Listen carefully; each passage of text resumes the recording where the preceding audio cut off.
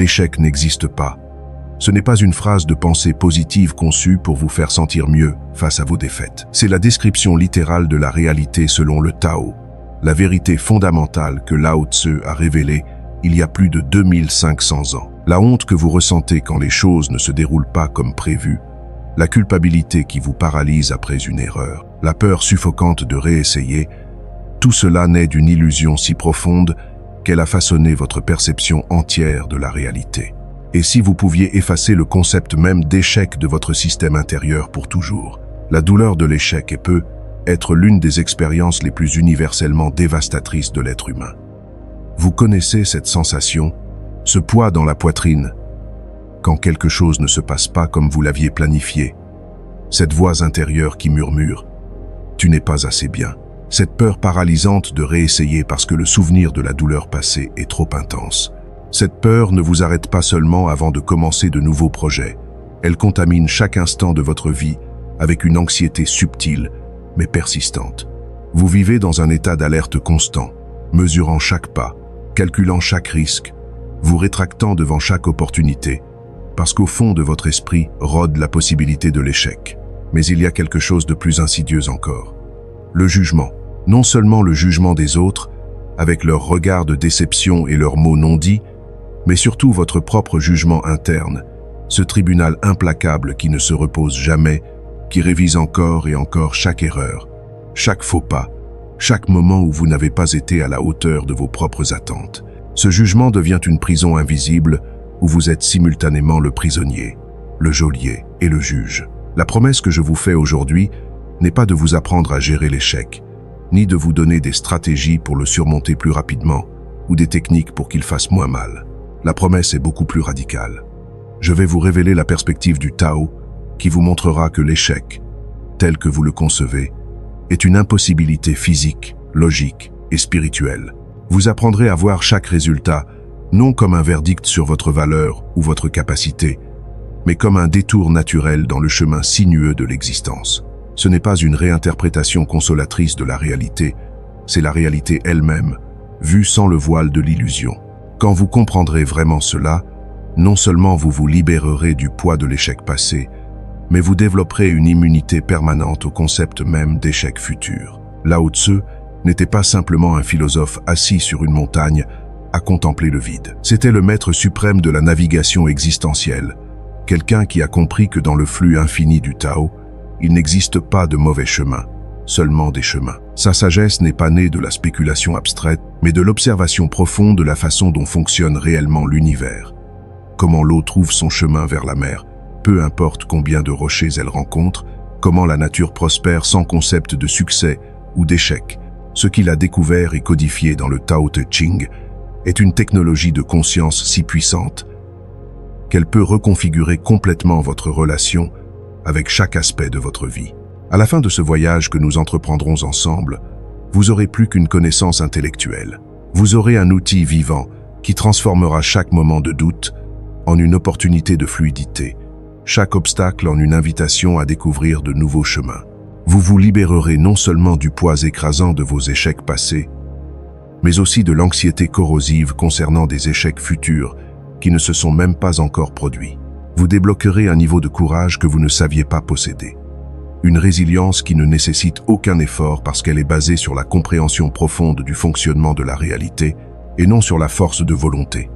Si vous êtes prêt à cesser de trébucher sur les pierres du chemin et à commencer à couler comme l'eau qui les contourne avec grâce, si vous êtes préparé à abandonner la tyrannie du succès et de l'échec pour entrer dans la liberté du chemin sinueux, écrivez « chemin » dans les commentaires. Cet acte simple n'est pas juste un commentaire, c'est votre première déclaration d'indépendance du paradigme qui vous a maintenu prisonnier. C'est le premier pas de votre transformation, de victime de l'échec à navigateur maître du Tao. Chapitre 1. L'illusion fondamentale de l'échec. Le concept d'échec est l'une des inventions les plus destructrices de l'esprit humain. Et pour le comprendre véritablement, vous devez d'abord saisir comment cette illusion se construit.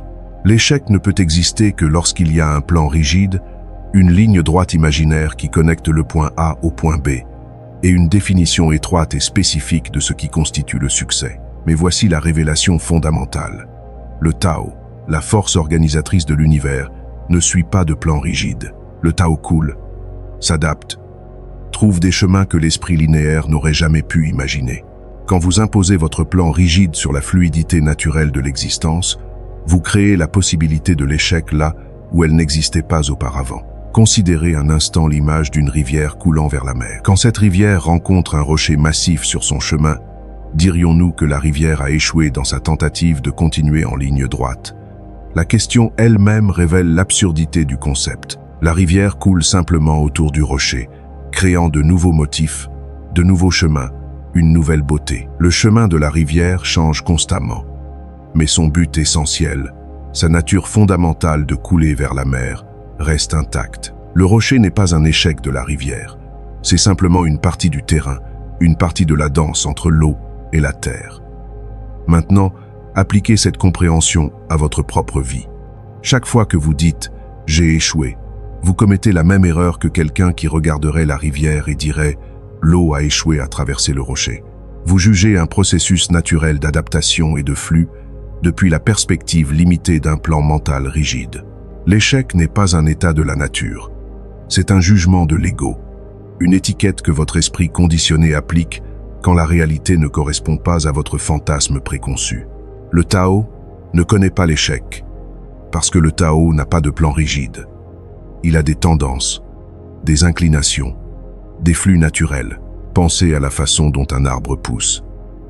Il n'a pas de plan détaillé indiquant exactement où doit se trouver chaque branche, chaque feuille. Il pousse simplement vers la lumière, s'adaptant constamment aux conditions changeantes. Si une branche rencontre un obstacle, elle pousse autour de lui. Si une direction est bloquée, elle en trouve une autre. L'arbre n'échoue jamais. Il s'adapte simplement, coule, trouve des chemins. C'est l'intelligence du Tao opérant à chaque instant. Une intelligence qui ne connaît pas l'échec, parce qu'elle n'est pas attachée à des résultats spécifiques, mais au processus même de croissance et d'adaptation. Votre esprit conditionné a été entraîné depuis l'enfance à voir la vie comme une série de tests, avec des réponses correctes et incorrectes, avec des succès et des échecs clairement définis. Ce conditionnement est si profond que vous ne questionnez même pas sa validité. Vous supposez simplement que c'est ainsi que fonctionne la réalité. Mais c'est précisément le voile d'illusion dont parlait Lao Tzu. La réalité ne fonctionne pas avec la logique binaire du succès et de l'échec. Elle fonctionne avec la logique fluide de l'adaptation continue, de l'apprentissage constant, du flux incessant. Quand vous comprenez cela dans sa totalité, quelque chose de fondamental change dans votre système nerveux. La peur de l'échec perd son pouvoir sur vous, parce que vous reconnaissez que vous craignez un fantôme, une construction mentale qui n'a aucune corrélation avec la réalité objective. C'est comme craindre l'obscurité quand vous comprenez que l'obscurité n'est pas une chose en soi, mais simplement l'absence de lumière. L'échec n'est pas une chose en soi, c'est simplement l'absence de coïncidence entre votre attente mentale et le flux naturel de la réalité. Cette compréhension n'est pas seulement intellectuelle. Elle doit pénétrer jusqu'au niveau cellulaire de votre être. Vous devez la sentir dans vos os, dans votre respiration, dans chaque fibre de votre existence. Quand cela se produit, vous cessez d'être quelqu'un qui peut échouer et vous devenez quelqu'un qui coule. Ce n'est pas que vous devenez immunisé contre l'échec, c'est que le concept même d'échec cesse d'avoir un sens dans votre nouvelle façon de percevoir la réalité. C'est comme demander à un poisson s'il a peur de se noyer. La question simplement ne correspond pas à sa réalité. L'ego, bien sûr, résistera à cette compréhension de toutes les fibres de son être. L'ego a besoin du concept d'échec pour maintenir son sens d'importance, son drame, son narratif de lutte et de dépassement. Sans la possibilité de l'échec, l'ego perd l'un de ses principaux mécanismes de contrôle sur votre conscience. C'est pourquoi la résistance que vous ressentez en ce moment même, en lisant ces mots, n'est pas accidentelle. C'est l'ego qui lutte pour sa survie conceptuelle. Mais voici la belle paradoxe. Même cette résistance n'est pas un échec. C'est simplement une autre manifestation du flux du Tao, une autre vague dans l'océan de la conscience. Quand vous pouvez observer même votre propre résistance sans la juger comme un échec, vous commencez à opérer depuis la perspective du Tao. Vous commencez à voir que tout, absolument tout, est simplement mouvement, changement, flux, adaptation. Il n'y a pas d'échec dans ce flux, il n'y a que le flux lui-même. L'implication pratique de cette compréhension est révolutionnaire. Cela signifie que chaque action que vous prenez, chaque décision que vous faites, chaque résultat que vous obtenez est parfait dans son imperfection, complet dans son incomplétude. Non pas parce que c'est ce que vous aviez planifié, mais parce que c'est ce qui est. Et ce qui est toujours l'expression parfaite du Tao dans ce moment particulier. Ce n'est pas de la résignation passive, c'est de l'acceptation active, une participation consciente dans le flux sans le fardeau du jugement. Quand les anciens maîtres taoïstes parlaient du Wu Wei, l'action sans effort, ils se référaient précisément à cela. Agir sans la tension créée par la peur de l'échec, se mouvoir sans la friction générée par la résistance à ce qui est. C'est un état de fluidité totale, où vous agissez avec un engagement total mais sans attachement aux résultats, où vous donnez le meilleur de vous-même sans vous définir par les résultats que vous obtenez. C'est la vraie liberté. Non pas la liberté de ne jamais rencontrer d'obstacles, mais la liberté de couler autour d'eux, sans perdre votre essence. Non pas la liberté d'obtenir toujours ce que vous voulez, mais la liberté de vouloir ce que vous obtenez, tout en continuant à couler vers votre nature la plus profonde. Non pas la liberté de l'échec, mais la liberté de l'illusion de l'échec lui-même. Chapitre 2. Le laboratoire de la vie. Pour comprendre complètement pourquoi l'échec est une impossibilité depuis la perspective du Tao, considérons l'analogie du scientifique dans son laboratoire. Quand un scientifique réalise une expérience et que le résultat ne coïncide pas avec son hypothèse initiale, dirions-nous que le scientifique a échoué? Depuis une perspective superficielle, quelqu'un pourrait dire que oui, que l'expérience a échoué. Mais n'importe quel vrai scientifique vous dira qu'il n'existe pas de telle chose qu'une expérience ratée. Il n'existe que des expériences qui produisent des données. Chaque résultat, qu'il soit attendu ou non, est une information précieuse qui rapproche le scientifique de la compréhension de la vérité. Le scientifique qui découvre que son hypothèse était incorrecte ne s'assoit pas dans son laboratoire à se lamenter sur son échec. Au contraire, il s'enthousiasme parce qu'il a découvert une façon dont la nature ne fonctionne pas, ce qui est aussi précieux que de découvrir une façon dont elle fonctionne. Thomas Edison, quand on lui a demandé à propos de ses milliers de tentatives ratées pour créer l'ampoule électrique, a répondu qu'il n'avait pas échoué une seule fois. Il avait découvert avec succès des milliers de façons qui ne fonctionnaient pas. Ce n'était pas une réinterprétation positive de ses échecs. C'était une description précise de ce qui s'était réellement passé.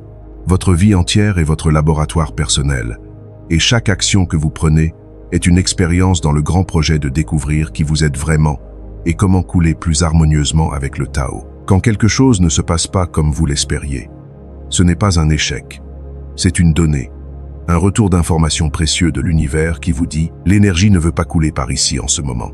Il y a une autre route, un autre chemin, une autre façon. » Ce retour d'information n'est pas un jugement sur votre valeur ou votre capacité, c'est simplement une information sur les conditions actuelles du terrain existentiel que vous naviguez. Imaginez que vous essayez d'ouvrir une porte en la poussant et que la porte ne bouge pas. Avez-vous échoué à ouvrir la porte? Non. Vous avez reçu de l'information. Cette porte ne s'ouvre pas en poussant. Peut être qu'elle s'ouvre en tirant. Peut être qu'elle glisse sur le côté. Peut être qu'elle nécessite une clé. Chaque tentative ratée élimine une possibilité et vous rapproche de la solution. Mais plus important encore, peut être que la porte n'est pas destinée à s'ouvrir en ce moment et que l'univers vous dirige vers une autre porte qui est prête à s'ouvrir au plus léger toucher. C'est l'intelligence du Tao opérant dans votre vie, vous fournissant constamment des retours d'informations sur où couler et où ne pas couler, où appliquer de l'énergie et où la conserver.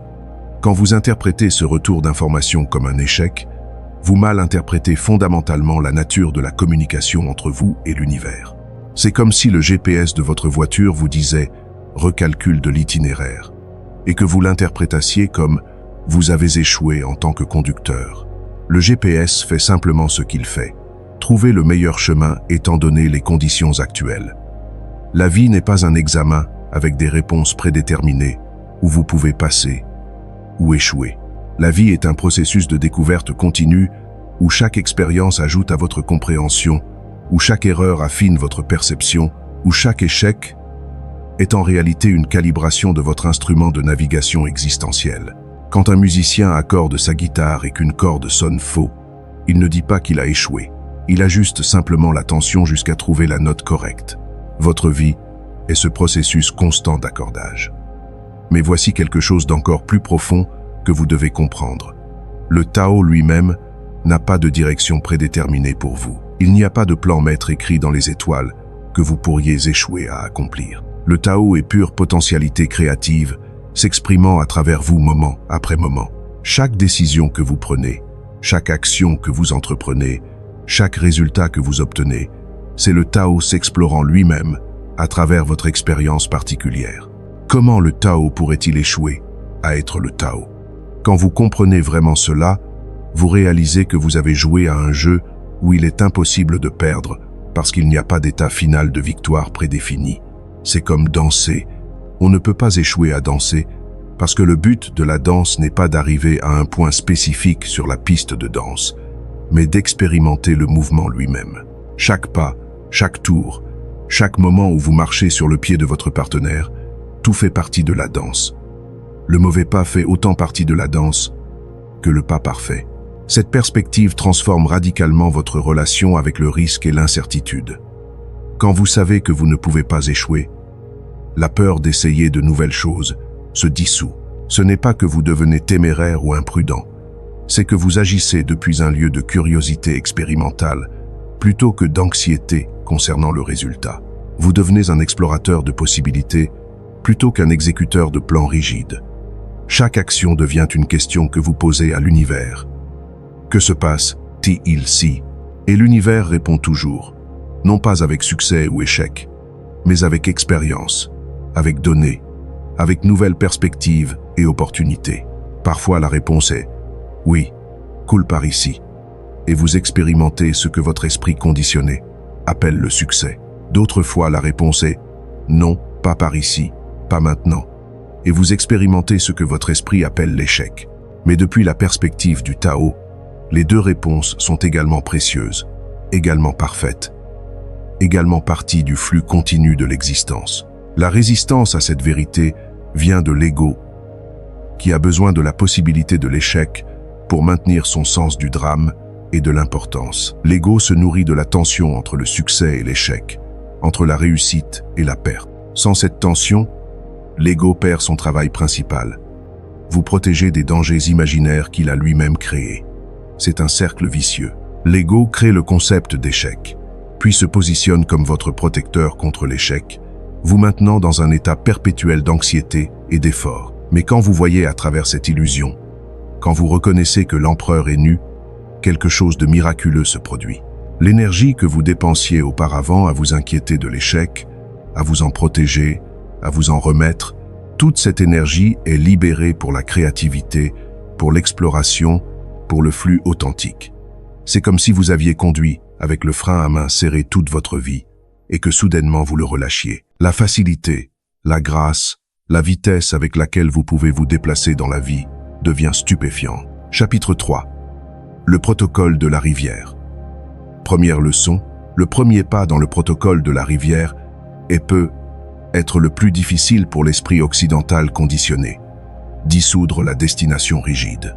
Vous avez été programmé depuis l'enfance à établir des objectifs spécifiques, à visualiser exactement ce que vous voulez, à vous accrocher à une vision particulière du futur.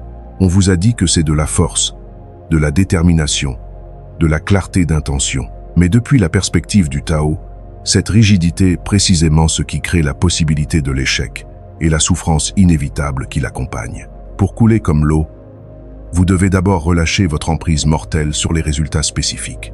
Prenez un moment maintenant pour penser à quelque chose que vous désirez profondément, quelque chose pour lequel vous travaillez, quelque chose que vous craignez de ne pas accomplir. Est-ce une promotion spécifique dans votre travail? Est-ce une relation avec une personne particulière?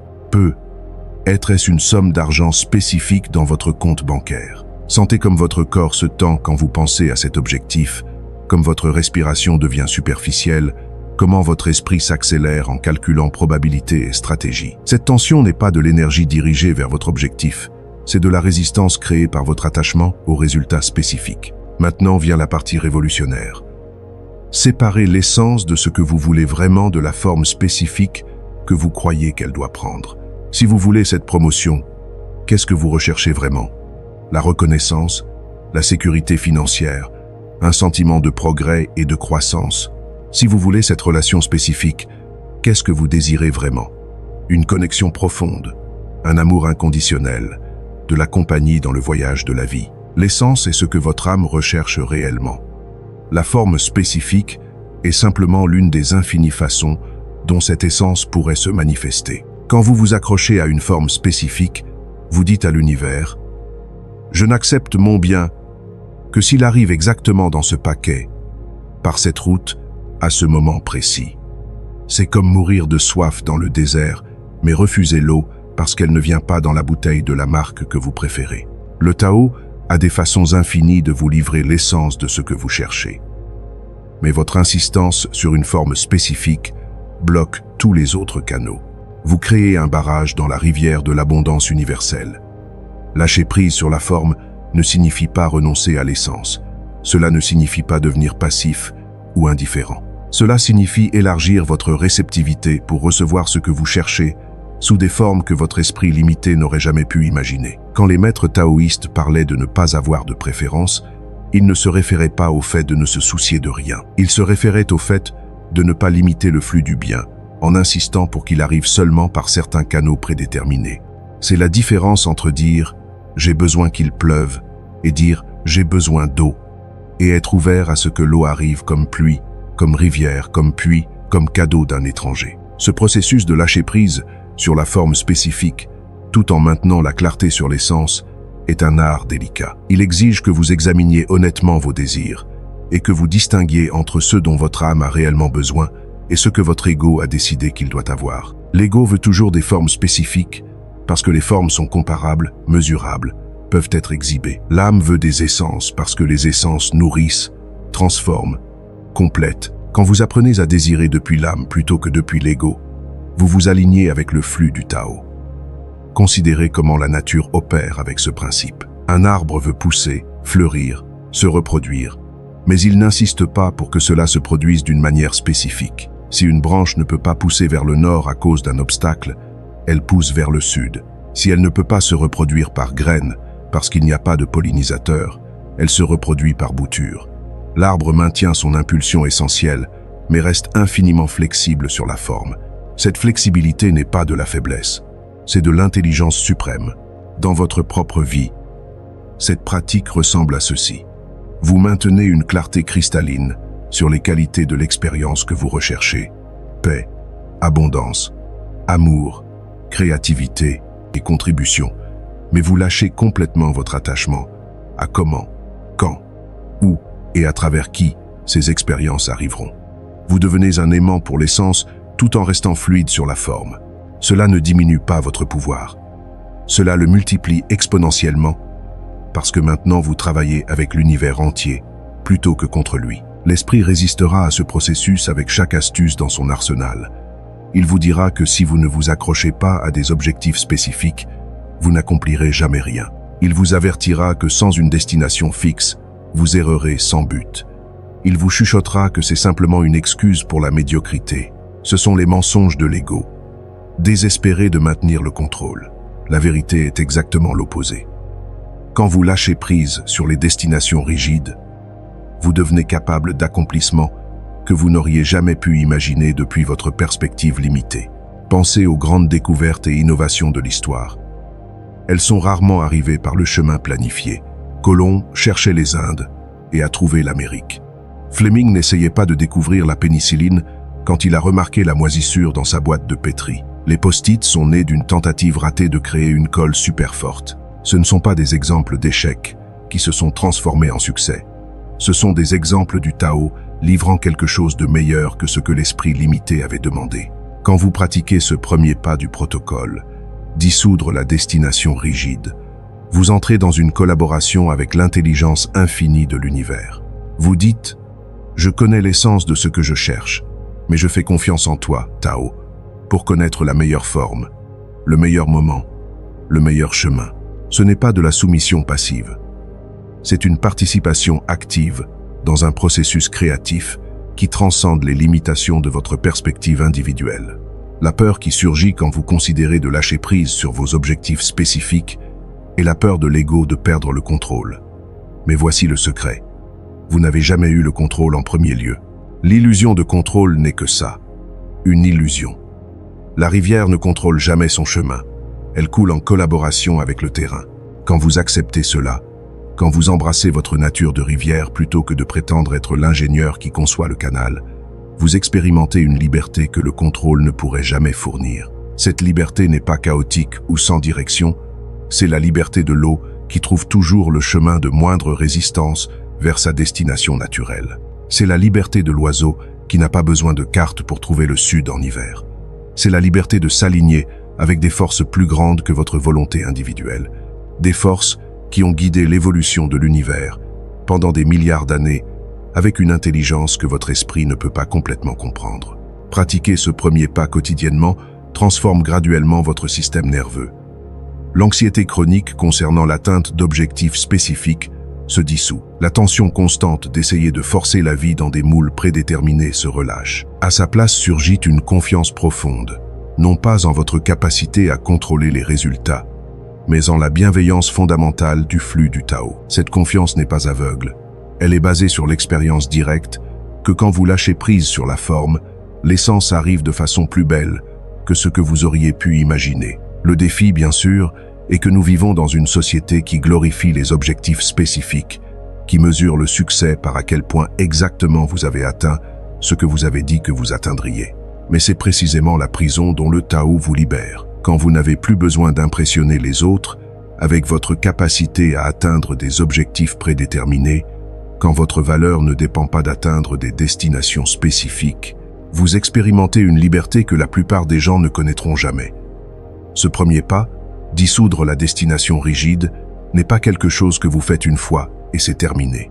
C'est une pratique continue, un rappel constant de maintenir votre vision fluide pendant que votre intention reste claire. Chaque fois que vous sentez la tension de l'attachement à un résultat spécifique, c'est une opportunité de pratiquer le lâcher-prise, de vous rappeler que la rivière n'échoue pas quand elle change de cours, elle continue simplement à couler vers la mer par le chemin qui se présente. Chapitre 4. Le protocole de la rivière. Navigation consciente. L'exécution du protocole de la rivière requiert une réorientation fondamentale de votre attention et de votre énergie. Le premier principe de cette pratique est d'amener votre focus complètement au processus présent, abandonnant l'obsession avec le prix futur. Cela ne signifie pas que vous n'avez pas de direction ou d'intention, cela signifie que la qualité de votre action dans ce moment devient votre seule préoccupation réelle. Demandez-vous maintenant, agissez-vous avec une intégrité totale? Êtes-vous complètement présent dans ce que vous faites? Donnez-vous le meilleur de vous-même, non pas pour le résultat que vous espérez, mais parce que l'excellence est votre nature quand elle n'est pas contaminée par la peur. Quand un maître calligraphe taoïste prend son pinceau, il ne pense pas à la célébrité qu'il gagnera ou à l'argent qu'il recevra pour son œuvre. Son esprit est complètement absorbé dans le moment où l'encre rencontre le papier, dans la danse entre son intention et le flux naturel du pinceau. Que le résultat soit un chef-d'œuvre ou un exercice de pratique, c'est irrelevant dans le moment de la création. Cette absorption totale dans le processus est ce qui permet à la maîtrise d'émerger. Le paradoxe est qu'en oubliant le résultat, vous créez les conditions pour les meilleurs résultats possibles. Dans votre vie quotidienne, cela signifie que quand vous travaillez sur un projet, votre attention n'est pas divisée entre ce que vous faites et ce que vous espérez accomplir. Vous ne contaminez pas le moment présent avec des anxiétés sur le futur ou des regrets sur le passé. Vous êtes complètement ici, complètement engagé, complètement vivant dans l'action elle-même. C'est votre seul domaine véritable, la qualité de votre présence et de votre action dans ce moment. Tout le reste est hors de votre contrôle direct et donc hors de votre cercle de préoccupation légitime. Le second principe de la navigation consciente est encore plus révolutionnaire. Recevoir tout retour d'information comme un cadeau sacré de l'univers. Quand quelque chose ne se passe pas comme vous l'espériez, quand vous rencontrez un obstacle, quand vous recevez un non là où vous attendiez un oui, votre réponse conditionnée est de vous contracter, de vous défendre, de juger la situation comme négative. Mais depuis la perspective du Tao, ce retour d'information est une information précieuse sur le terrain actuel de votre vie. C'est l'univers vous disant Regarde, il y a quelque chose d'important ici que tu dois voir, quelque chose que tu dois apprendre, un ajustement que tu dois faire. Au lieu de vous contracter dans l'autocritique, quand les choses ne se passent pas comme prévu, pratiquez l'ouverture avec une curiosité authentique. Posez-vous des questions puissantes. Qu'est-ce que cette expérience m'enseigne sur moi-même, sur la vie, sur le flux actuel d'énergie? Quelle porte se ferme pour qu'une autre plus alignée puisse s'ouvrir? Vers où la rivière de la vie me redirige-t-elle? Ce ne sont pas des questions rhétoriques pour vous faire sentir mieux.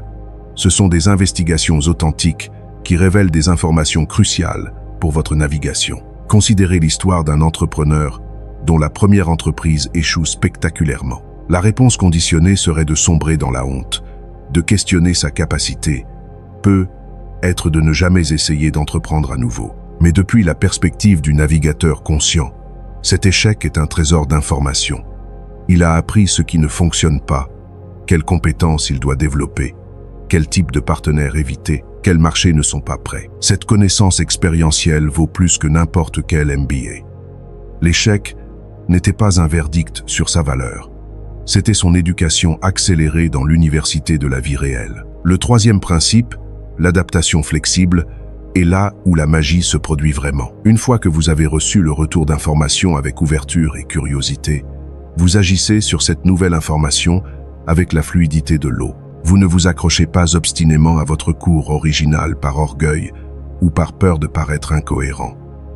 Vous tournez votre canoë, ajustez vos voiles, vous pliez comme le bambou dans le vent. Votre force n'est pas dans votre rigidité, mais dans votre capacité infinie d'adaptation. Cette flexibilité n'est pas de la faiblesse ou un manque d'engagement. C'est de l'intelligence suprême répondant aux conditions réelles plutôt qu'aux conditions imaginées. L'adaptation flexible exige que vous abandonniez votre identification avec vos plans et stratégies. Beaucoup de gens s'accrochent à des cours d'action qui ne fonctionnent clairement pas parce qu'ils ont investi leur identité en eux. Ils sentent que changer de direction serait admettre une faiblesse ou un échec. Mais le navigateur du Tao n'a pas un tel attachement. Les plans sont des outils, pas des identités. Les stratégies sont des expériences, pas des serments sacrés. Quand un outil ne fonctionne pas, vous le changez pour un autre. Quand une expérience produit des résultats inattendus, vous ajustez l'hypothèse. Imaginez que vous naviguez un voilier vers une île. À mi-chemin, le vent change dramatiquement de direction. Le marin novice pourrait lutter contre le nouveau vent en essayant de forcer le bateau dans la direction originale, dépensant d'énormes quantités d'énergie pour peu de progrès. Le marin maître ajuste les voiles, change le cap et utilise le nouveau vent pour arriver à l'île par une route différente, peut être même en arrivant plus rapidement que par le chemin original. La destination, l'île, reste, mais la route est complètement fluide. Dans la pratique quotidienne, cela pourrait ressembler à ceci. Vous postulez pour un travail spécifique et ne l'obtenez pas. Au lieu de voir cela comme un échec, vous le voyez comme de l'information. Peut être que vos compétences sont plus adaptées à un autre domaine. Peut être qu'il y a quelque chose de meilleur qui vous attend. Peut être que vous devez développer certaines capacités d'abord. Basé sur ce retour d'information, vous ajustez votre approche. Peut être que vous suivez un cours pour développer les compétences qui vous manquent. Peut être que vous explorez des industries connexes. Peut être que vous reconsidérez complètement quel type de travail vous satisferait vraiment. Chaque ajustement n'est pas une admission d'échec. C'est une calibration intelligente basée sur de nouvelles informations. La beauté de ce protocole est qu'il élimine complètement le drame de l'échec et le remplace par la curiosité de l'exploration. La vie cesse d'être une série de tests que vous pouvez passer ou échouer et devient une aventure continue de découverte. Chaque expérience, qu'elle soit plaisante ou difficile, est simplement plus d'informations sur le terrain que vous naviguez. Il n'y a pas de jugement moral associé au fait de prendre un chemin qui s'avère être une impasse. Vous faites simplement demi-tour et essayez un autre chemin. Cette approche transforme aussi votre relation avec la peur. La peur de l'échec est vraiment la peur de découvrir qu'un chemin particulier ne mène pas où vous pensiez. Mais quand vous embrassez cela comme une information précieuse plutôt que comme un verdict sur votre valeur, la peur perd son aiguillon. Elle devient simplement un signal que vous êtes au bord de votre zone de confort, explorant un nouveau territoire. La peur se transforme de paralysante à informative. La pratique quotidienne de ces principes reconfigure graduellement votre système nerveux. La réponse de combat ou de fuite qui s'active face à la possibilité d'échec commence à se calmer. Votre corps apprend que les revers ne sont pas des menaces à votre survie, mais simplement de l'information sur les conditions actuelles. Ce calme physiologique vous permet de maintenir la clarté mentale même dans des situations qui vous auraient auparavant paralysé d'anxiété. Chapitre 5. Les erreurs fatales à éviter. Les erreurs fatales dans l'application du protocole de la rivière sont subtiles mais dévastatrices. La première peut être la plus séduisante. Utilisez le concept de non, échec comme une excuse élaborée pour la médiocrité et l'incompétence. Quand certains entendent que l'échec n'existe pas depuis la perspective du Tao, leur ego séquestre immédiatement cette vérité et la déforme en justification pour ne pas faire d'efforts, pour ne pas chercher l'excellence, pour se contenter de moins que ce dont ils sont capables. Si je ne peux pas échouer, résonne l'ego paresseux, alors peu importe à quel point je fais bien ou mal les choses. C'est une perversion complète de l'enseignement. La vérité est exactement l'opposé. Quand vous vous libérez de la peur de l'échec, vous ne devenez pas néglige. Vous devenez plus méticuleux, plus présent, plus engagé dans l'excellence. Pourquoi? Parce que maintenant votre action n'est pas contaminée par la peur. Un chirurgien qui opère sans peur d'échouer ne devient pas néglige avec le scalpel. Au contraire, sa main devient plus stable, son attention plus aiguë, sa précision plus raffinée. La peur n'améliore pas la performance, elle la dégrade. Quand la peur disparaît, ce qui reste est l'expression pure de votre maîtrise naturelle. Se soucier profondément des résultats tout en ne se définissant pas par eux est l'un des paradoxes les plus sophistiqués du Tao. Vous mettez tout votre cœur, toute votre compétence, toute votre présence dans ce que vous faites, non pas parce que votre valeur dépend du résultat, mais parce que l'excellence est votre nature quand elle n'est pas obstruée par la peur. C'est comme un musicien qui joue avec une passion totale, non pas parce qu'il a besoin des applaudissements, mais parce que la musique mérite d'être jouée magnifiquement. Le détachement du résultat ne diminue pas la qualité de l'action, il la purifie et l'élève. Considérez la différence entre un artiste qui peint par peur de la critique et un qui peint par amour de l'art. Le premier est tendu, inhibé, constamment en train de deviner chaque coup de pinceau. Le second coule, expérimente, complètement absorbé dans le processus créatif. Lequel pensez-vous produira l'œuvre la plus authentique et puissante?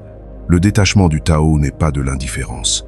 C'est la liberté de la contamination de la peur, ce qui permet à votre génie naturel d'émerger sans obstacle. La seconde erreur fatale est le piège de la passivité. Confondre le flux du Tao avec l'inertie. Certaines personnes entendent parler du Wu Wei, l'action sans effort, et l'interprètent comme non-action, comme s'asseoir, et attendre que l'univers leur livre leurs désirs sur un plateau d'argent. Ils pensent que si la rivière coule naturellement, ils n'ont pas besoin de ramer, pas besoin de naviguer, pas besoin de participer activement à leur propre voyage. C'est une compréhension enfantine qui confond reddition avec paresse. La rivière est toujours en mouvement, toujours active, toujours répondant dynamiquement aux conditions qu'elle rencontre. Quand elle coule autour d'un rocher, elle n'est pas passive. Elle exerce une force énorme, seulement de manière fluide plutôt que rigide. Le Wu Wei n'est pas ne rien faire, c'est agir en parfaite harmonie avec les forces naturelles, utilisant l'effort minimum pour l'effet maximum. C'est la différence entre nager contre le courant, effort gaspillé, et nager avec le courant, effort amplifié. Mais notez que dans les deux cas, vous nagez. Votre participation active est essentielle. Le Tao ne va pas vivre votre vie pour vous. Il ne va pas prendre vos décisions, ne va pas faire votre travail, ne va pas avoir vos conversations difficiles. Ce que le Tao fait, c'est fournir le courant dans lequel vous nagez, le vent qui remplit vos voiles, le terrain sur lequel vous naviguez. Mais vous devez nager, vous devez hisser les voiles, vous devez diriger votre embarcation. La passivité déguisée en sagesse spirituelle est simplement une autre forme de peur. Peur de participer pleinement, peur d'être responsable, peur d'être vraiment vivant. La troisième erreur fatale, et peut être la plus tragique, est d'ignorer les leçons qui viennent avec chaque expérience, traitant les échecs comme des événements aléatoires sans signification, plutôt que comme un retour d'information précieux du Tao.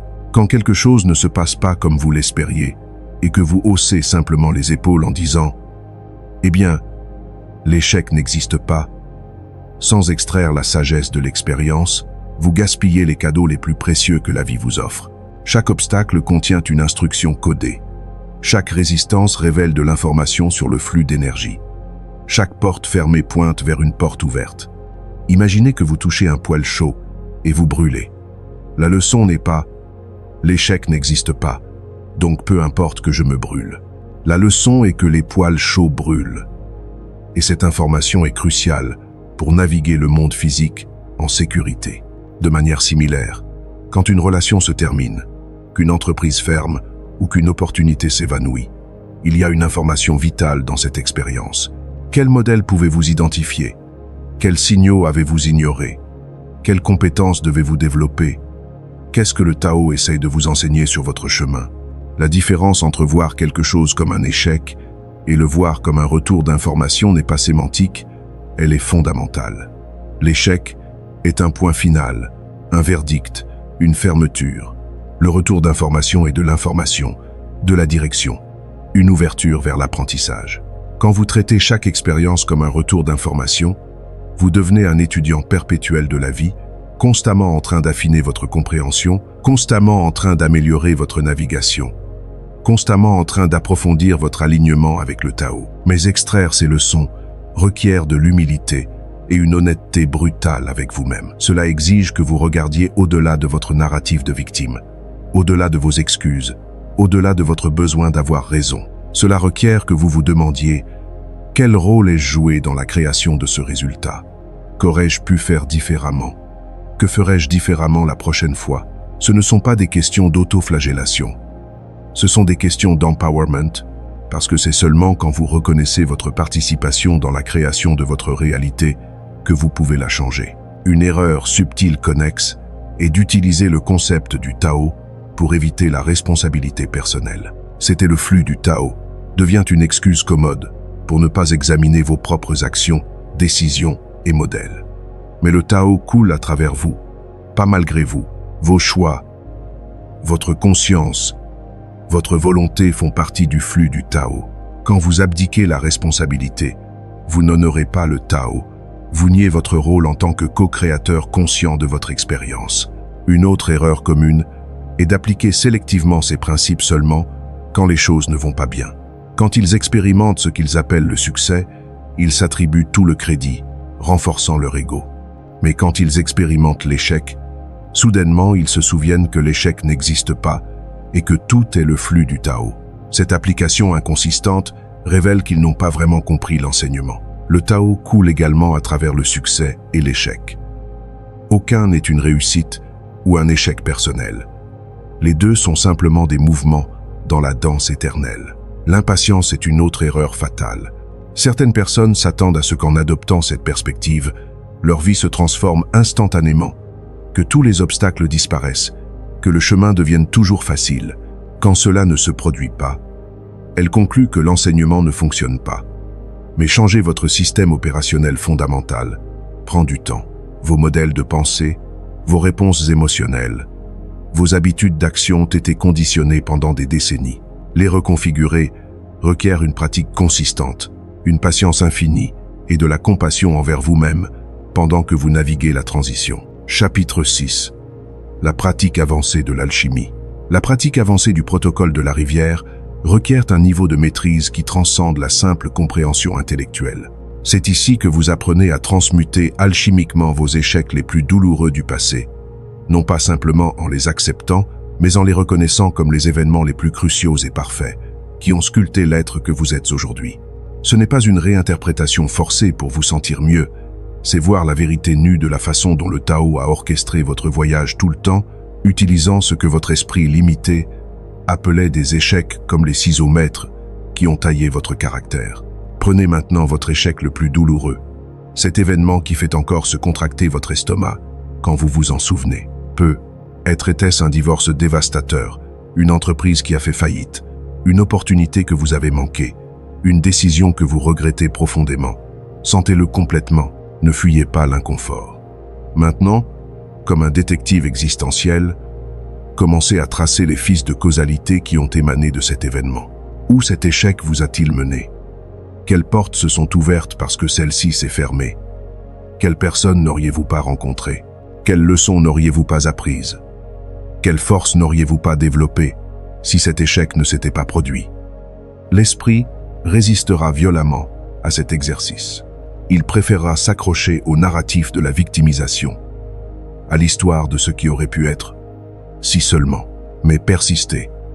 Suivez les fils. Invariablement, vous découvrirez que vos plus grands échecs étaient les points d'inflexion qui vous ont mené exactement où vous deviez être. Le travail que vous avez perdu vous a conduit au travail où vous avez trouvé votre vocation. La relation qui s'est terminée vous a préparé pour l'amour qui est venu après. L'entreprise qui a échoué vous a enseigné les leçons qui ont rendu possible votre succès ultérieur.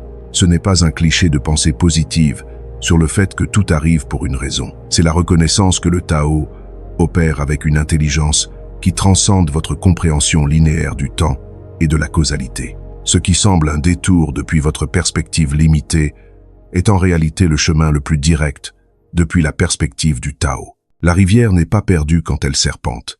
Elle suit le gradient invisible que votre œil ne peut pas voir, répondant à des forces souterraines que votre esprit conscient ne peut pas percevoir. La pratique de gratitude pour vos échecs passés n'est pas un exercice masochiste, ni un déni de la douleur qu'ils ont causée. C'est la reconnaissance mature que ces événements étaient vos enseignants les plus puissants, vos initiations les plus profondes dans les mystères de la vie. Quand vous pouvez authentiquement remercier vos échecs passés, non pas depuis un lieu de résignation, mais depuis un lieu de compréhension profonde, quelque chose de fondamental change dans votre relation avec le présent et le futur.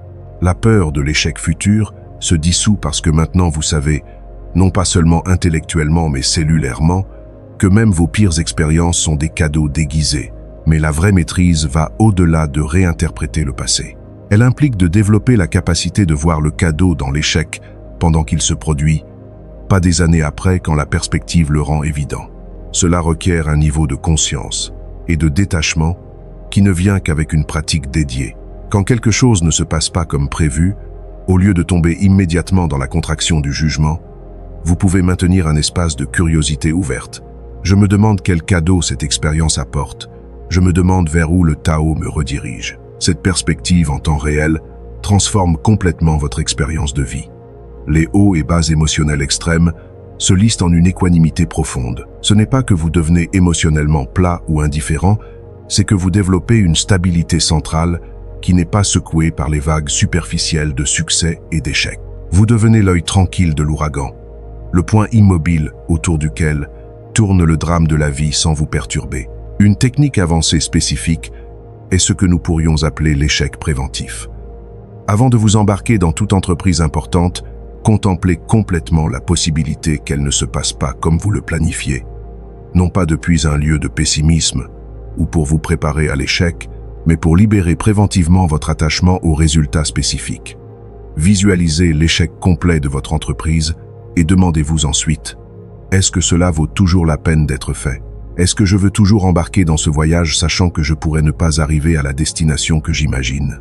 Si la réponse est oui, alors vous agissez depuis un lieu de liberté authentique, non pas poussé par le besoin d'un résultat spécifique, mais par la valeur intrinsèque du voyage lui-même. Cette pratique d'échec préventif ne diminue pas votre motivation ou engagement. Paradoxalement, elle les augmente parce que maintenant vous agissez depuis l'amour pur pour l'action elle-même, non depuis la peur ou le besoin. Un musicien qui jouerait même si personne n'écoutait jamais sa musique jouera avec une pureté et une passion que le musicien obsédé par la célébrité ne peut jamais atteindre.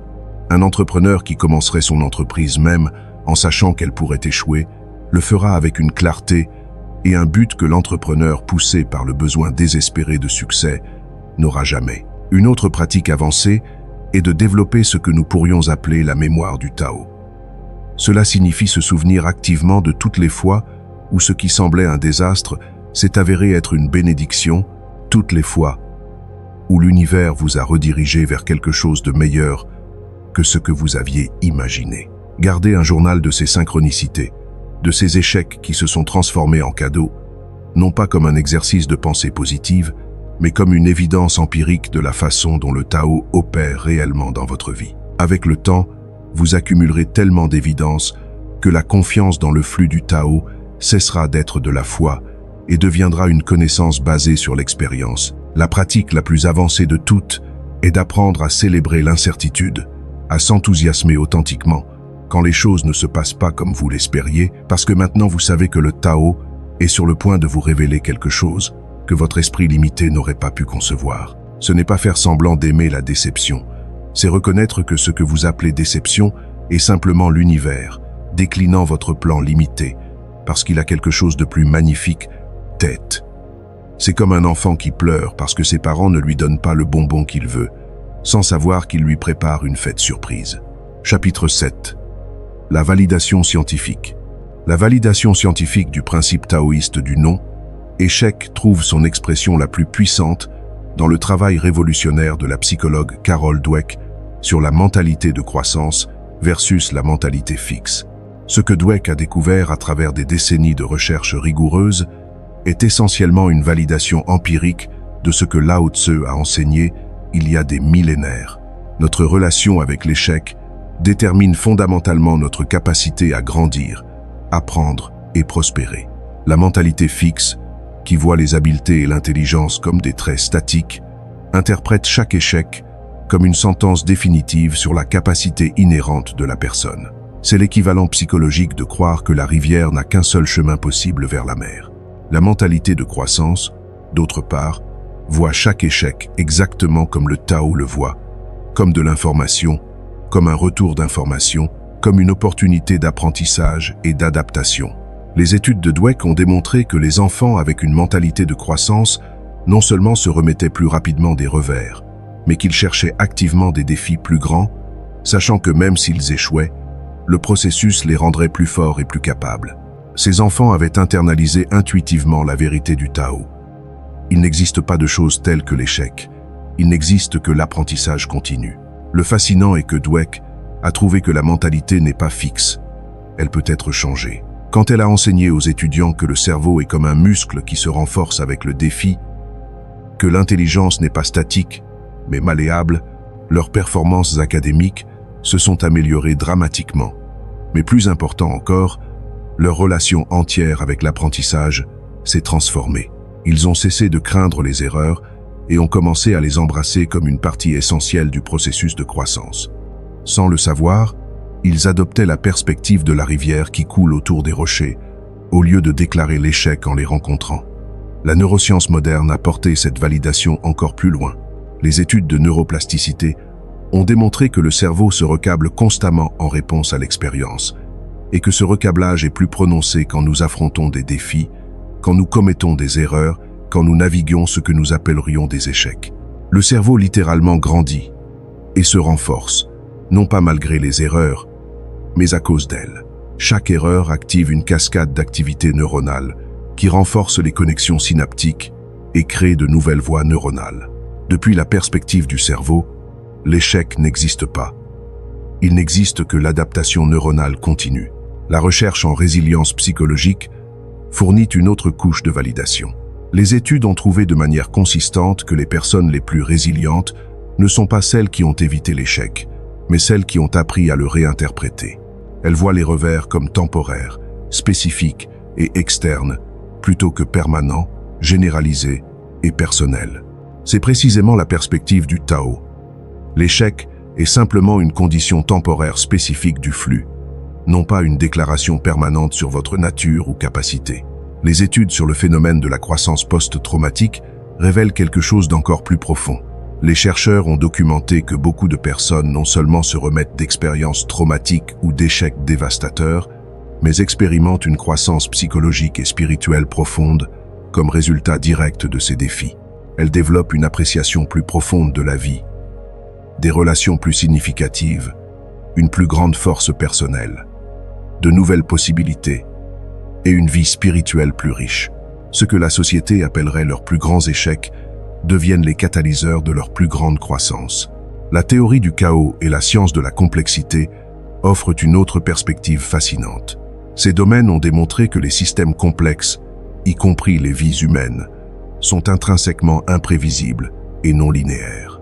De petits changements peuvent avoir des effets massifs, l'effet papillon, et ce qui semble être un recul peut être la perturbation nécessaire qui déplace le système vers un état d'ordre et de cohérence supérieure. Depuis cette perspective, l'échec est souvent le point de bifurcation où le système, votre vie, est sur le point de se réorganiser à un niveau supérieur de complexité et d'harmonie. La recherche en créativité et innovation montre constamment que les avancées les plus significatives viennent non pas malgré les échecs, mais à travers eux. Thomas Edison n'était pas simplement optimiste quand il a dit qu'il n'avait pas échoué, mais trouvé 10,000 façons qui ne fonctionnaient pas. Il décrivait avec précision le processus créatif. Chaque échec a éliminé une possibilité et l'a rapproché de la solution.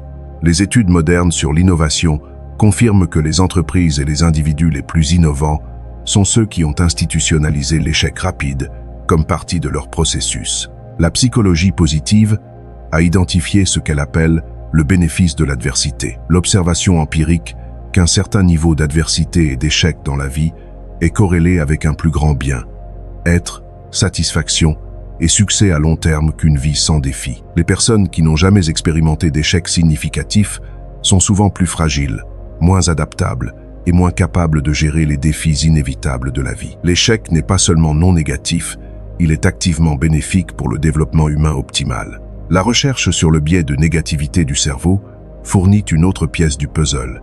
Le cerveau humain est câblé pour prêter plus d'attention et donner plus de poids aux expériences négatives qu'aux positives. Un vestige évolutif de quand remarquer les dangers était crucial pour la survie. Ce biais signifie que nous magnifions naturellement nos échecs et minimisons nos succès. Comprendre ce biais nous permet de le corriger consciemment, voyant nos échecs à leur taille réelle, plutôt qu'à travers la lentille grossissante du biais de négativité. Les études longitudinales sur le succès ont trouvé que le prédicteur le plus fiable du succès éventuel n'est pas le talent, l'intelligence ou même la chance, mais la persistance face à l'échec. Angela Duckworth appelle cela le gris, la détermination, et sa recherche montre que c'est le facteur le plus important dans la réussite à long terme. Mais le gris n'est pas simplement endurer l'échec. C'est la capacité de voir l'échec comme un retour d'information et de continuer à s'adapter. C'est en essence l'application pratique du principe de la rivière du Tao.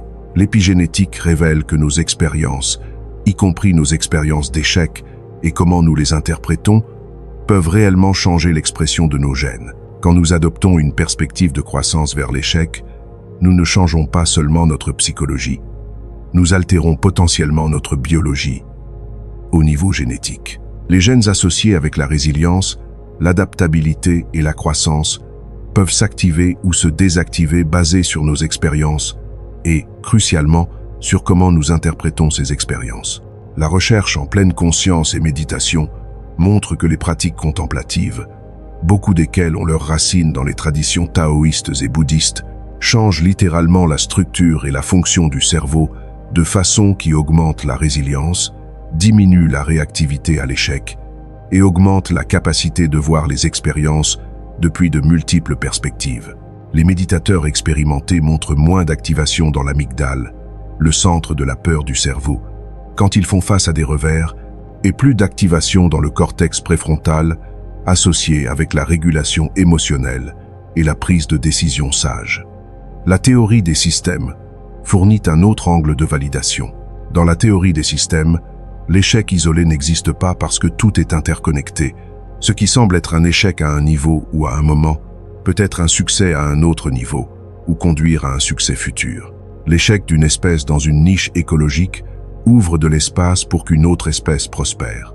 L'échec d'une étoile à s'effondrer crée les éléments lourds nécessaires pour la vie.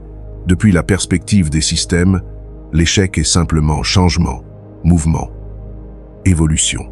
La recherche sur l'antifragilité de Nassim Taleb fournit peut être la validation la plus profonde. Taleb décrit des systèmes qui non seulement résistent à l'échec, mais deviennent plus forts à travers lui. Le corps humain est antifragile. Les muscles grandissent plus forts quand ils sont stressés, les os deviennent plus denses sous pression.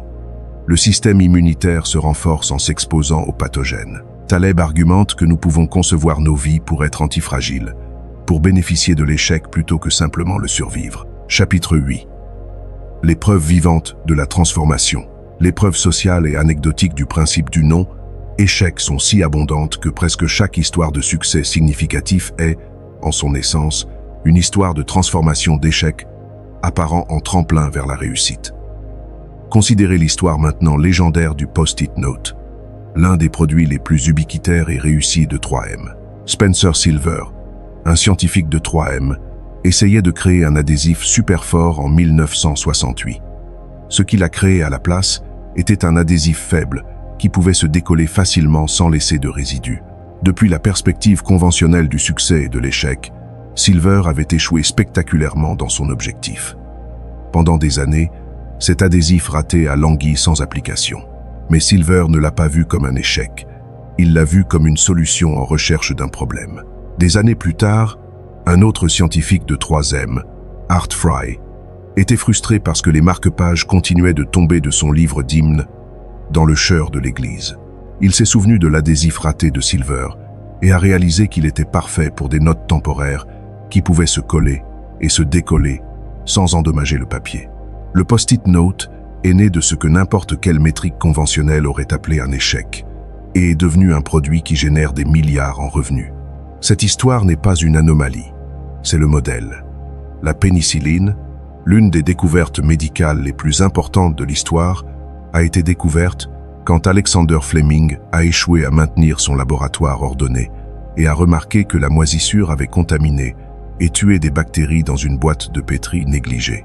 Le pacemaker a été inventé quand Wilson Greatbatch a accidentellement installé la mauvaise résistance dans un dispositif et a remarqué qu'il produisait des impulsions électriques rythmiques similaires au cœur humain. Le four à micro-ondes a été inventé quand Percy Spencer a remarqué qu'une barre de chocolat dans sa poche avait fondu pendant qu'il travaillait avec des magnétrons radars. Dans le monde des affaires, les histoires sont également révélatrices. Steve Jobs a été renvoyé d'Apple, la compagnie qu'il avait lui-même cofondée. Depuis n'importe quelle mesure conventionnelle, c'était un échec catastrophique, une humiliation publique des plus dévastatrices. Mais Jobs a plus tard appelé cet échec la meilleure chose qui lui soit arrivée. Cela l'a libéré pour explorer de nouvelles idées, fonder NXT et Pixar et développer les compétences et perspectives qui l'ont éventuellement ramené à Apple pour la transformer en la compagnie la plus précieuse du monde. Sans l'échec d'être renvoyé, le Steve Jobs qui a révolutionné de multiples industries pourrait ne jamais avoir émergé. L'histoire d'Oprah Winfrey est une autre illustration puissante. Elle a été renvoyée de son travail de présentatrice de nouvelles télévisées parce qu'elle était inadaptée pour la télévision. Cet échec l'a conduite à la télévision de jour, où son style émotionnel et empathique, exactement ce qui la rendait inadaptée pour les nouvelles, l'a transformée en l'une des figures médiatiques les plus influentes de l'histoire. Son échec n'était pas un détour de son chemin, c'était l'événement qui l'a mise sur son vrai chemin. J.K. Rowling était sur l'assistance sociale, déprimée, divorcée et élevant seule un enfant quand elle a écrit le premier livre de Harry Potter. Le manuscrit a été rejeté par 12 éditeurs. Chaque rejet aurait pu être vu comme une confirmation qu'elle avait échoué en tant qu'écrivaine. Au lieu de cela, chaque rejet l'a rapprochée de Bloomsbury, l'éditeur qui a finalement dit oui et a lancé un phénomène culturel mondial.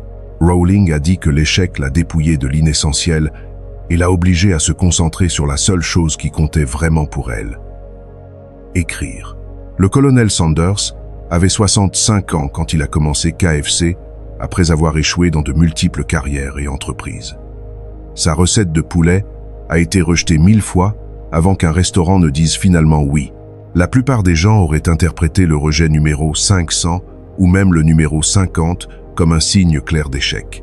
Sanders l'a vu comme un processus de trouver les bonnes personnes qui apprécieraient ce qu'il avait à offrir. Chaque non n'était pas un échec. C'était simplement une redirection vers l'éventuel oui. Dans le monde du sport, Michael Jordan, considéré par beaucoup comme le meilleur joueur de basketball de tous les temps, a été coupé de l'équipe de basketball de son école secondaire. Il a utilisé cet échec comme combustible, pratiquant obsessivement jusqu'à ce qu'il ne fasse non seulement l'équipe, mais en devienne la star. Plus tard, il a dit « J'ai raté plus de 9,000 tirs dans ma carrière. J'ai perdu presque 300 matchs. À 26 occasions, on m'a confié le tir gagnant du match et je l'ai raté. J'ai échoué encore et encore dans ma vie. Et c'est pourquoi je réussis. » Walt Disney a été renvoyé d'un journal pour manque d'imagination et ne pas avoir de bonnes idées. Son premier studio d'animation a fait faillite. Il a été rejeté 302 fois quand il cherchait du financement pour Disneyland. Chacun de ces échecs a affiné sa vision, renforcé sa détermination et l'a préparé à créer un empire de divertissement qui a touché des milliards de vies. L'échec n'était pas l'opposé de son succès, c'était le creuset dans lequel son succès a été forgé. Nous sommes arrivés au moment de synthèse, où tous les fils de sagesse que nous avons explorés s'entrelacent en une compréhension unifiée qui a le pouvoir de transformer fondamentalement votre expérience de vie. Vous n'êtes plus cette personne qui a commencé ce voyage, paralysée par la peur de l'échec, tourmentée par les échecs passés, anxieuse des échecs futurs. Maintenant vous comprenez, non pas seulement intellectuellement mais viscéralement, que vous avez vécu dans une prison construite d'illusions, craignant des fantômes qui n'ont jamais existé, sauf dans les couloirs sombres de votre esprit conditionné. Vous avez appris que vous cessez d'être un acrobate sur la corde raide, perpétuellement terrifié de la chute inévitable, transpirant à chaque pas hésitant, vivant dans un état de tension constante. Au lieu de cela, vous vous êtes transformé en une rivière puissante, coulant avec une grâce souveraine à travers le paysage de votre vie, voyant chaque rocher non pas comme un obstacle signifiant l'échec, mais comme une opportunité de créer une belle courbe, un nouveau motif, une expression fraîche de votre nature fluide. La peur paralysante de l'échec a été remplacée par quelque chose d'infiniment plus puissant. La curiosité authentique concernant le chemin qui se déploie devant vous. Cette transformation n'est pas mineure, c'est une reconfiguration complète de votre système opérationnel existentiel. Où il y avait contraction, il y a maintenant expansion. Où il y avait rigidité, il y a maintenant fluidité. Où il y avait peur, il y a maintenant curiosité. Où il y avait jugement, il y a maintenant apprentissage. Ce n'est pas que vous êtes devenu immunisé aux défis ou que votre vie est devenue facile. C'est que votre relation fondamentale avec les défis s'est transformée. Ils sont maintenant vos enseignants, pas vos ennemis, vos sculpteurs, pas vos destructeurs.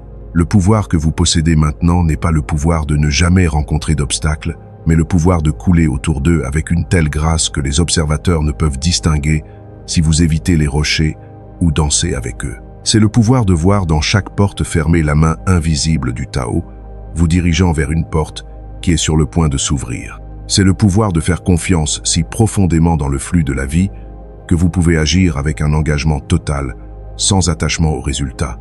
Ce qui, paradoxalement, augmente dramatiquement la probabilité de résultats favorables. Maintenant, vous possédez la technologie de conscience la plus puissante qui existe. La capacité de transmuter instantanément ce que les autres appellent échec en ce que vous reconnaissez comme retour d'information. Ce n'est pas une technique que vous pratiquez, c'est qui vous êtes devenu. C'est votre nouvelle nature, aussi automatique que respirer, aussi naturelle que l'eau coulant vers le bas. Chaque expérience, qu'elle soit plaisante ou difficile, est maintenant simplement plus d'informations sur le terrain que vous naviguez, plus de données pour votre navigation continue.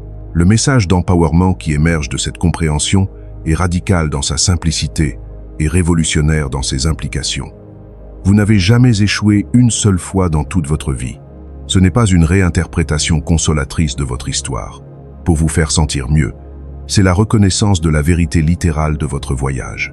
Chaque expérience que votre esprit conditionné a étiquetée comme échec était en réalité le Tao vous guidant, vous enseignant, vous polissant, vous préparant à devenir qui vous êtes destiné à être. Cette relation qui a échoué n'a pas échoué. Elle a complété son but de vous enseigner sur l'amour, sur vous-même, sur ce que vous valorisez vraiment dans un partenaire. Elle vous a préparé pour l'amour qui est venu après ou qui est à venir. Cette entreprise qui a échoué n'a pas échoué. C'était votre éducation accélérée dans le monde réel, votre initiation dans les mystères de l'entrepreneuriat, votre préparation pour le succès que vous construisez maintenant. Cette opportunité que vous avez manquée n'était pas perdue. Elle n'était simplement pas la vôtre à prendre, et en ne la prenant pas, vous êtes resté disponible pour la vraie opportunité qui attendait au coin de la rue. Chaque échec apparent était le Tao taillant les branches, qui n'étaient pas les vôtres, pour que vous puissiez grandir plus pleinement dans la direction de votre vraie nature, comme un jardinier maître qui taille un arbre non par cruauté mais par amour, sachant que chaque coupe permettent une croissance plus vigoureuse dans les bonnes directions. Le Tao a sculpté votre vie avec une précision que votre esprit conscient ne pouvait apprécier sur le moment. Maintenant, avec la perspective de cette compréhension, vous pouvez voir la perfection du design. Votre chemin est parfait, non pas malgré toutes ces courbes et détours, mais à cause d'eux. Chaque virage apparemment erroné était en réalité un virage parfait qui vous a mené exactement où vous deviez être pour devenir qui vous deviez devenir. Si vous aviez pris ce travail que vous vouliez tant il y a 5 ans, vous n'auriez pas été disponible pour l'opportunité qui a changé votre vie il y a 3 ans. Si cette personne avait dit oui à votre proposition, vous n'auriez pas rencontré qui est devenu l'amour de votre vie. Si ce plan avait fonctionné, vous n'auriez jamais découvert votre vraie vocation. Ce n'est pas une philosophie de résignation passive ou d'acceptation défaitiste. C'est l'empowerment suprême qui vient de reconnaître que vous avez été en collaboration avec une intelligence infinie tout le temps, même quand vous ne le saviez pas, surtout quand vous ne le saviez pas. Les moments que vous avez appelés vos plus grands échecs étaient en réalité les moments où le Tao travaillait le plus puissamment dans votre vie, redirigeant votre cours vers votre destinée la plus élevée. Maintenant, vous pouvez regarder vers l'avant sans le poids écrasant de la peur de l'échec, parce que vous savez, avec la certitude qui vient de l'expérience vécue, que l'échec est une impossibilité ontologique. Vous pouvez prendre des risques que d'autres considéreraient comme de la folie, parce que vous savez que le seul vrai risque est de ne pas vivre pleinement, de ne pas exprimer complètement votre nature unique, de ne pas contribuer vos dons au monde. L'échec ne peut pas vous toucher parce que vous êtes devenu intouchable, non pas à travers l'armure, mais à travers la fluidité. Cette liberté ne vous rend pas imprudent, elle vous rend courageux.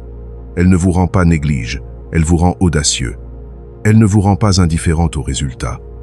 Elle vous rend détaché de résultats spécifiques, tout en restant passionnément engagé dans l'excellence.